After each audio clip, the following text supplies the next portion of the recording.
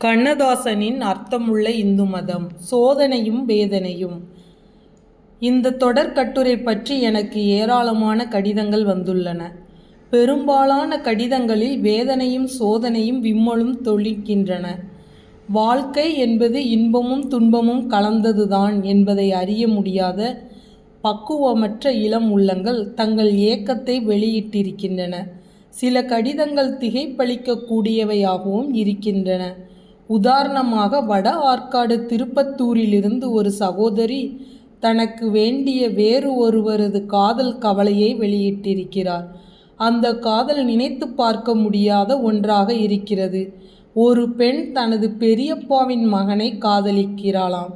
இந்துக்களின் அழுத்தமான பண்பாட்டின்படி இரத்த பந்த சகோதரனாகிய ஒருவனை அவள் காதலிக்க கூடாதுதான் என்றும், ஆனால் எப்படியோ இருவருக்கும் அன்பு அரும்பிவிட்டதென்றும், இது பூர்வ ஜென்ம தொடர்ச்சியாக இருக்கக்கூடும் என்றும் அவர் தெரிவிக்கிறார். இந்துக்கள் கற்பனை கூட செய்து பார்க்க முடியாத கெட்ட கனவு, தீய நினைவு என்றே நான் இதை குறிப்பிடுவேன். அந்த ஒருத்தி ஒருவனை மனப்பூர்வமாக காதலித்து விட்டால் வேறொருவனை அவள் திருமணம் செய்து கொள்வது அவளது கற்பியல்பிற்கு களங்கமல்லவா என்று அவர் கேட்கிறார். நான் அப்படி நினைக்கவில்லை. இரத்த பந்தத்தை உணர்ந்து கொள்ளாத நினைவு காதலாகிறது. ஆகவே அவள் வேறு ஒருவனை மணந்து கொள்வது தவறாகாது. இந்துக்களின் உறவு முறைகள் மிகவும் கண்டிப்பானவை, அர்த்தமுள்ளவை. அதிலே தொய்வோ மாறுதலோ இதுவரை ஏற்பட்டதில்லை. பங்காளி உறவும் மாமன் மைத்துனன் உறவும் வேறு வேறானவை. அவை இரத்தத்தை அனுசரித்தே உண்டாக்கப்பட்டவை. ஆகவே பண்புகெட்ட நினைவிலிருந்து மீண்டும் வேறு திசையை தேர்ந்தெடுத்து கொள்வது ஒழுக்கத்திற்கு உயர்வே தவிர தவறாகாது என்பதை அந்த சகோதரிக்கு தெரிவித்து கொள்ள விரும்புகிறேன். இன்னொரு நண்பர் மகுடஞ்சாவடி தாளையூரிலிருந்து கீழ்கண்டவாறு எழுதுகிறார். என் தாய் மாமனுக்கு 6 பெண்கள். அவர்களில் ஒருத்தியை நான் மனமாற விரும்புகிறேன். அவளும் என்னை விரும்புகிறாள். எங்கள் காதலை தங்கள் வார்த்தைகளில் கூற வேண்டுமானால், சரீரத்தின் தாளம் அல்ல, ஆத்மாவின் ராகம். தாங்கள் குறிப்பிடும் நற்குடியைச் சேர்ந்தவள். அதைவிட மேலாக நைந்து போன உறவை மீண்டும் ஏற்படுத்த என் தாயே அப்பெண்ணை மருமகளாக்க பெரிதும் ஆவலாய் உள்ளார். ஆனால் என் சோதனை என் தந்தையிடம்தான் ஆரம்பிக்கிறது. என் தந்தை அவருக்கும் என் மாமாவிற்கும் முன் ஏற்பட்ட மனஸ்தாபத்தை காரணமாக வைத்து என் மாமாவின் பெண்ணை திருமணம் செய்ய அனுமதிக்க மறுக்கிறார். அதைவிட பெரிய அதிர்ச்சி என்னவென்றால், என் மாமா வீட்டிற்கு பக்கத்து வீட்டிலேயே ஒரு பெண்ணை எனக்கு திருமணம் முடிக்க ஏற்பாடு செய்கிறார். அவர் பார்க்கும் பெண்ணும் தங்கள் கூற்றுப்படி நற்குடி பெண்தான். நானும் கண்டு பேசியிருக்கிறேன். நல்ல அழகு, நல்ல குணம், நல்ல ஒழுக்கம் நிறைந்தவள்தான். நீங்கள் கூறுகிறீர்கள், பெற்றோர் பார்த்து மகனுக்கு பெண் கேட்க வேண்டும். அவர்கள் பெண்ணின் குலம், கோத்திரம் அனைத்தையும் ஆராய்ந்து பார்த்த பிறகுதான் பேசி முடிக்கிறார்கள் என்று. என்னை பொறுத்தவரை என் தாயும் தந்தையும் இருவேறு பெண்களை எனக்கு பேசி முடிக்க விரும்புகின்றார்கள். அந்த இரு பெண்களுமே நீங்கள் எத்தகைய பெண்களை சிபாரிசு செய்கிறீர்களோ அத்தனை தகுதிகளும் உடையவர்களே. ஆனால் என் மனம் என் மாமாவின் பெண்ணைத்தான் நாடுகிறது. என் தந்தையோ அதற்கு சிறிதும் இணங்க தயாராயில்லை. அவரை மீறவும் எனக்கு தைரியம் போதவில்லை. அம்மாவை புறக்கணிக்கவும் என் மனம் இடந்தரவில்லை. நான் அழுகிறேன், குழம்புகிறேன், துடிக்கிறேன்.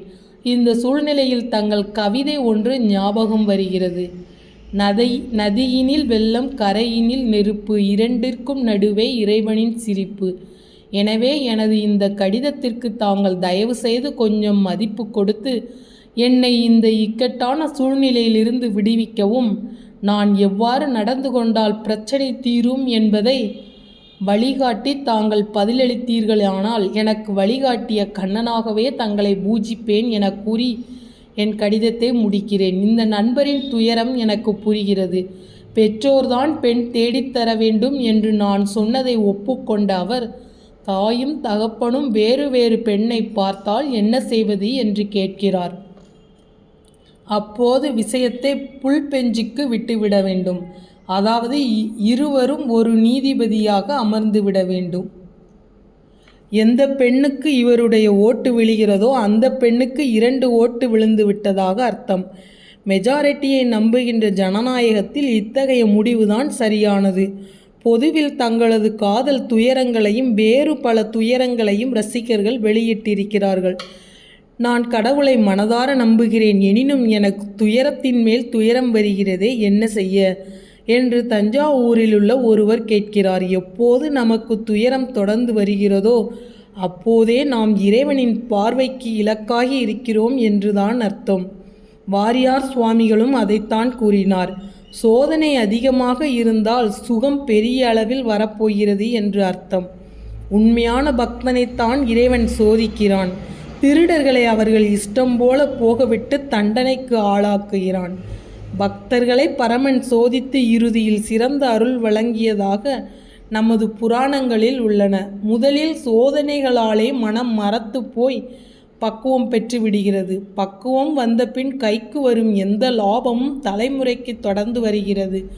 வீண் ஆரவாரங்கள் ஆர்ப்பாட்டங்கள் அடிபட்டு போய் நிதானம் வந்து விடுவதால் பெரிய நன்மை வரும்போது ஆணவமோ அகந்தையோ வருவதில்லை. உள்ளம் அதை அமைதியாக வரவேற்கிறது. சோதனைகளின் பலனாக கிடைத்த அடக்கமும் பணிவும் அதிகமாகின்றன. சோதிக்கப்பட்ட மனிதன் பிறகு பலருடைய மரியாதைக்கும் உரியவனாகின்றான். ஆகவே தான் நல்லவனை மிக நல்லவன் ஆக்குவதற்கு வேதனைகளையும் சோதனைகளையும் இறைவன் தொடர்ந்து வழங்குகின்றான். நண்பா, வருகின்ற சோதனைகளையெல்லாம் தாங்கி பார்க்க வேண்டும். ராசி மாறும்போது ஜாதகத்தின் நல்ல நேரம் தோன்றும் போது அதன் பலன் தெரியும். நிழலருமை வெயிலிலே நின்றபின் மின் ஈசன் களலருமை வெவ்வினையில் காண்மீன் என்றார்கள். வீழ்ந்தவன் வீழ்ந்து கொண்டே இருந்து வாழ்ந்தவன் வாழ்ந்து கொண்டே இருந்தால் இறைவனின் இயக்கம் சரிவர இயங்கவில்லை என்று பொருள். ஆனால் வீழ்ந்தவனுக்கு எழுச்சியையும் எழுந்தவனுக்கு வீழ்ச்சியையும் மாறி மாறி நான் காண்கின்றேன். இந்த எழுச்சியும் வீழ்ச்சியும் தான் இறைவன் இயங்கிக் கொண்டிருக்கின்றான் என்பதை குறிக்கின்றன. பிறந்துவிட்ட ஒவ்வொரு மனிதன் ஜாதகமும் இறைவனாலே கணிக்கப்படுகிறது. வேறு வேறான பாதைகளும் வாதைகளும் இறைவனை நினைக்க வைக்கின்றன.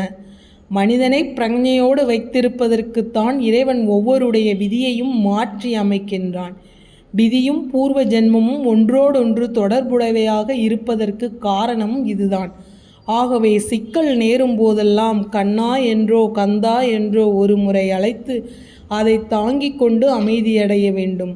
துன்பம் வரும்போது சிரி, அதற்கு அடுத்தாற்போல் வருவது துன்பமாக இருக்காது என்று வள்ளுவன் அறுதியிட்டு கூறினான். இந்து மதம் வேரூன்றியுள்ள இந்தியாவில் காலநிலையின் மாறுபாட்டு கணிதத்தை நாம் பார்க்கிறோம் அல்லவா? கோடைகால வெயிலால் காய்ந்து போன ஏரிகள் மாரிக்கால மழையால் மறுபடியும் நிரம்பவில்லையா? காலம் ஒரு நாள் மாறும், நம் கவலைகள் யாவும் தீரும். என் வாழ்க்கையிலே கூட பல நேரங்களில் துன்பங்கள் தாங்காமல் தற்கொலையை பற்றி நான் சிந்தித்ததுண்டு. அது நடக்காமல் போனதற்கு காரணம் என்னாலும் ஏதோ ஆகும் என்று இறைவன் எழுதியிருப்பதுதான். பலமுறை தற்கொலைக்கு முயன்ற ராபர்ட் கிளைவ் இந்தியாவையே ஆளக்கூடியவனாக வந்து சேரவில்லையா? பாழும் மனது சில நேரங்களில் சஞ்சலிக்கும். போதுமே இந்த கஷ்டம் என்று தோன்றும். போய்ச் சேர்ந்து விடலாம் அவனிடம் என்று எண்ணும். குழம்பும் புலம்பும் தவிக்கும் தத்தளிக்கும். நன்மை கிடைத்தவுடன் வாழ்ந்து பார்க்கலாம் என்ற சபலம் வரும். அது அதிகமாகும் போது வாழ்க்கையை பற்றிய நம்பிக்கை வந்துவிடும். அந்த நம்பிக்கையிலேதான் நண்பா சோதனைகளை தாங்கிக் கொள்ள வேண்டும். இறைவன் யாரையும் கைவிட மாட்டான். இது சத்தியம். எல்லாம்